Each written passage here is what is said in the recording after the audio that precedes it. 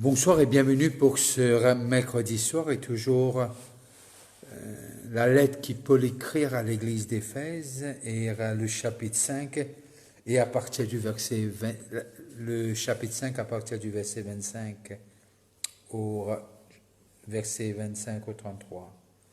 Marie, aimez vos femmes comme Christ a aimé l'église et s'est livré lui-même pour elle, afin de la sanctifier par la parole après l'avoir purifiée par le baptême d'eau, afin de faire apparaître devant lui cette Église glorieuse sans tache, ni ride, ni rien de semblable, mais sainte et irrépréhensible, sainte et irrépréhensible.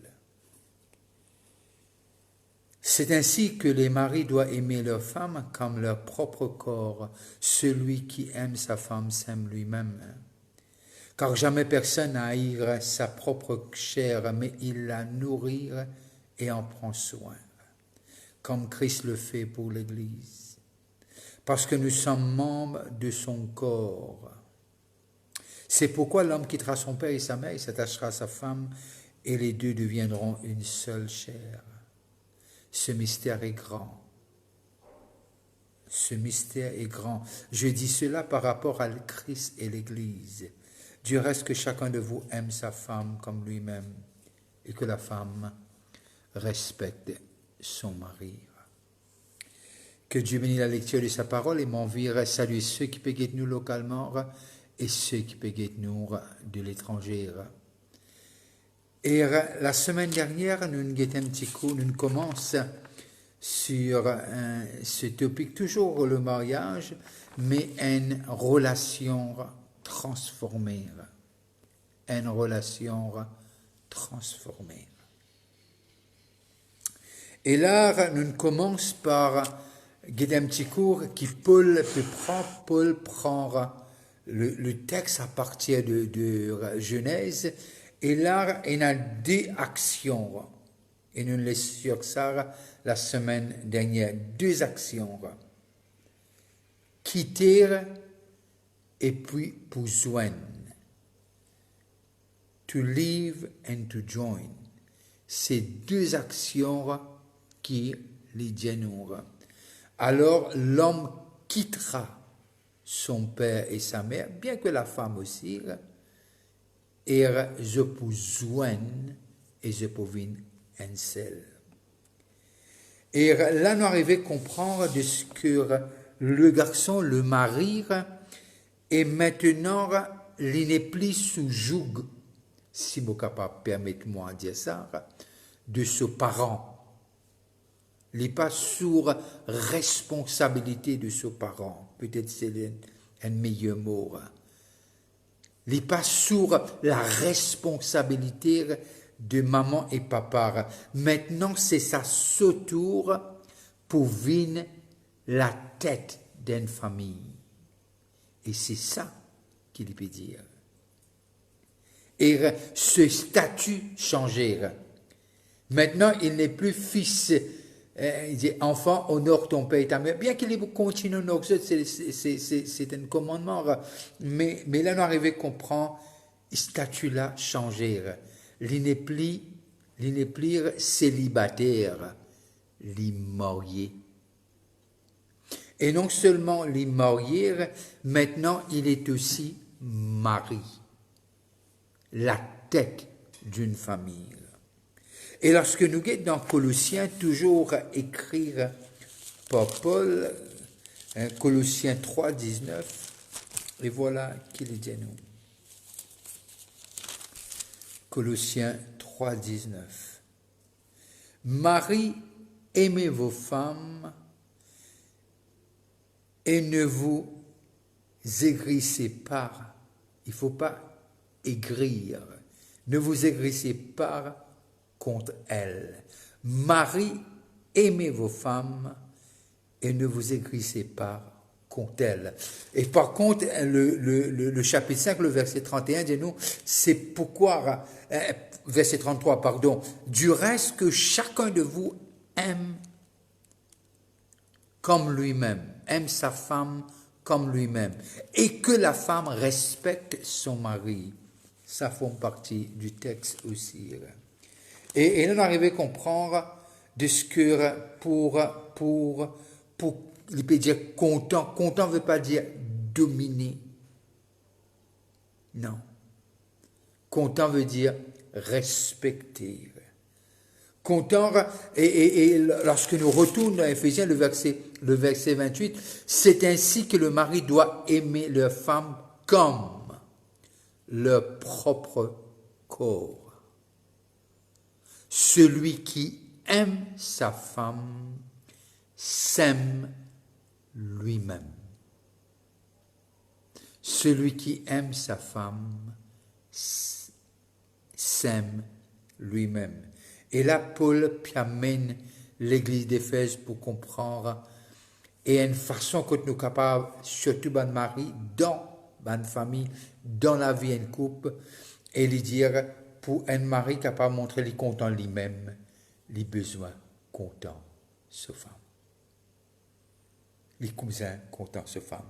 Et nous trouver qu'il y a un changement radical de l'ancien temps, de l'Ancien Testament.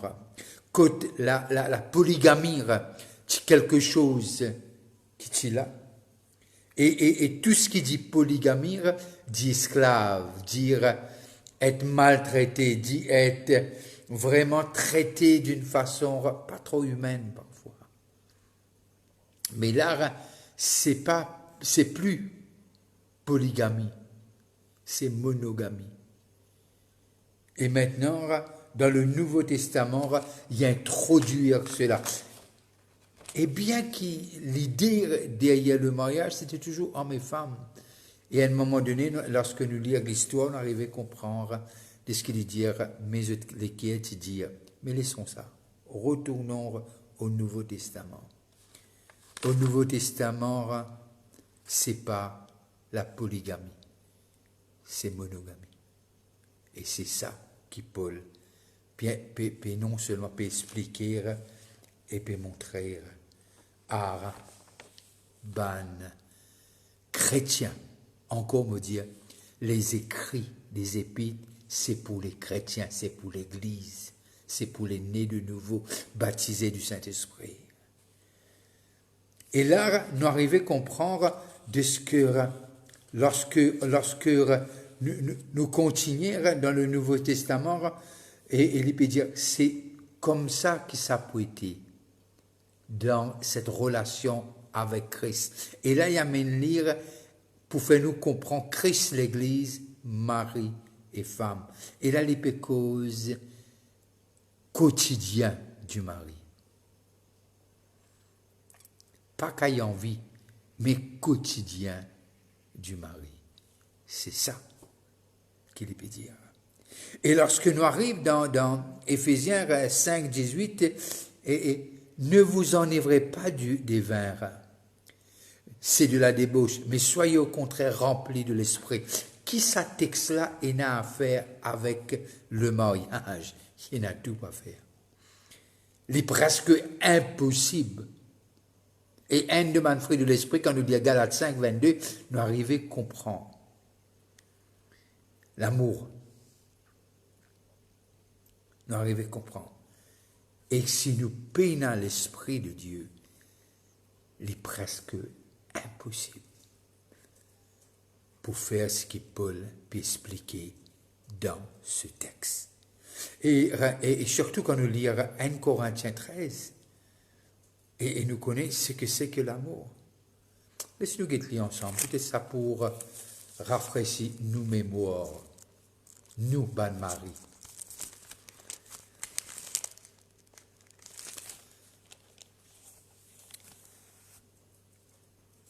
Quand je parlerai les langues des hommes et des anges, si je n'ai pas la charité, l'amour, je suis un et rien qui résonne, ou une cymbale qui retentit. Et quand j'aurai le don des prophéties, les sciences de tous les mystères et toute la connaissance, quand j'aurai même toute la foi jusqu'à transporter des montagnes, si Si je n'ai pas la charité, l'amour, je ne suis rien. Et quand je distribuerai tous mes biens pour la nourriture des pauvres, quand je livrerai même mon corps pour être brûlé, si je n'ai pas la charité, cela ne me sert à rien. La charité est patiente. Alors, il déjà montre-nous qui était et qui la base même de sa divine haine. C'est Dieu n'a établi dire et c'est par Dieu seul qui cela capable d'une réalité. Et bien qu'il dans le verset 33 du chapitre 5 d'Éphèse, il dit aussi à la fin, femmes, respectez vos maris. Que la femme respecte son mari. Son mari. Qui veut dire les causes révérence. Et l'anglais, le mot anglais, reverential fear. C'est pas peur. C'est pour cela qui, quand on a sa petit dialogue-là, quand quelques couples joignent, il dit que Sarah t'appelle Abraham, Seigneur. Mais au fait, il y a une crainte. Pas une peur, mais le respect de la tête. Pareil comme en Christ, que l'Église respectait Christ, qui est la tête. Et c'est ça, nous devons comprendre dans le contexte qui Paul une cause de Christ et l'Église. Quand nous lisons dans 1 Pierre, pardon, 1 Pierre,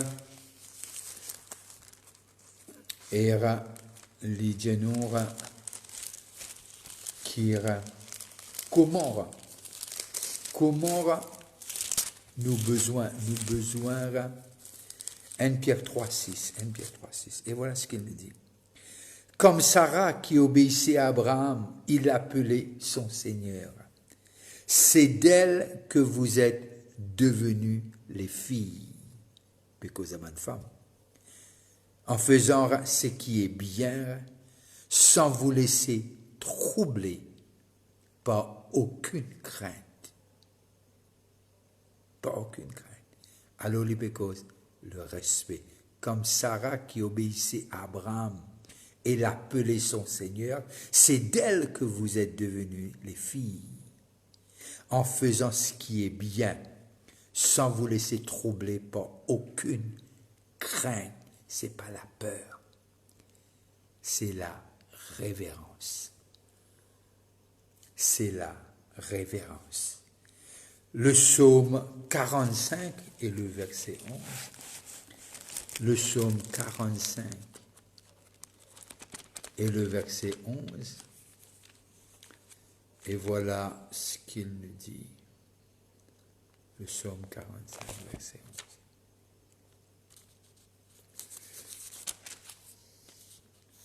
11. Et là, nous trouvons lire ce que le psalmiste dit. Écoute ma fille, vois et prête l'oreille. Oublie ton peuple et la maison de ton père. Oublie ton peuple et la maison de ton père.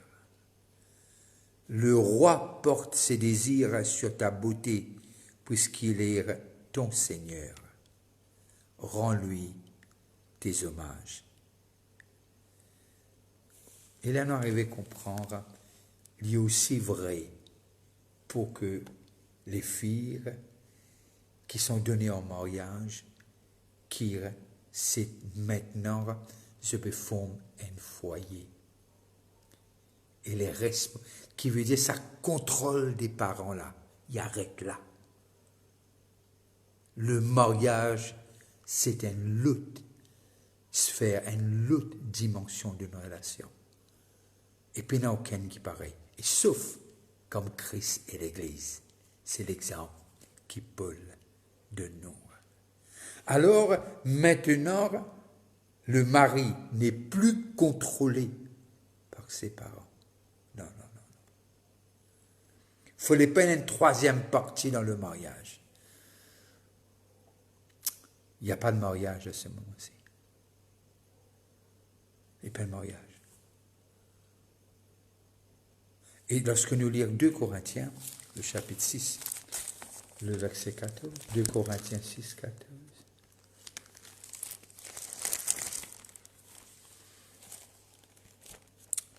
Ne vous mettez pas, et là nous arrivons à comprendre ce que c'est aussi le mariage. Ne vous mettez pas avec les infidèles sous un joug étranger, car quel rapport y a-t-il entre la justice et l'iniquité? Ou qu'y a-t-il de commun entre la lumière, et le ténèbre? La lumière et le ténèbre. Et là, les montrez-nous quelque chose de ce que consciemment connaît que cela apporte beaucoup de stress quand un chrétien les joignent à un non-chrétien. Les valeurs ne sont pas pareilles. Et c'est pour cela que Paul prend l'exemple de Christ et l'Église. Bien sûr, ceux qui sont déjà mariés avant, c'est quelque chose d'autre. Mais consciemment. Et très souvent, des fois, on trouve beaucoup de promesses. Non, non. Mais après le mariage, il y a tellement de soucis, tellement de choses qui les viennent vraiment, vraiment un fardeau, au lieu qu'il y ait de la joie. Et nous arrivons à comprendre de ce que cette unité de haine, celle quitteuse qui est capable, sépare. Bien sûr, il parle de l'adultère, mais même si 2 personnes d'accord pour se pardonner et continuer, ça c'est quelque chose d'autre. Mais simplement, celle quitteuse qui est capable, soit la mort, soit l'adultère. Mais même ça, le pardon c'est entre le mari et la femme. Et alors Paul donne nous un de mes plus grands messages sur la vie du couple, sur le mariage. Et puis il y en a d'autres par ailleurs, à part Genèse. Il y a aussi un texte, bien qu'il nous comprenne, dans un cantique des cantiques, etc. Mais là, nous arrivons à trouver de ce que, comment Paul élabore étape par étape. Il y prend pour l'exemple Christ et l'Église. Marie contre nos femmes, comment Christ a donné sa vie, qui nous donne nous-mêmes, pour celui avec qui nous fûmes unis à nous. Que Dieu vous bénisse, je dois prendre congé de vous, c'était un plaisir. Alors passez une très bonne fin de soirée. N'arrêtez pas de prier pour le pays. Et surtout, je vous souhaite un bon appétit si vous passez à table et bonne fin de soirée. Je pense aujourd'hui c'est un grand jour pour beaucoup de personnes. Si vous fêtez votre anniversaire, je vous dis bon anniversaire. Et ceux qui, je sais que si le jour a été difficile, c'est que ton Dieu ne t'a pas abandonné. Alors c'est que celui qui a commencé cette bonne œuvre le terminera en toi. Alors sois encouragé. Tu es spécial. Bonne fin de soirée. Bye bye. On se voit dimanche à 10h.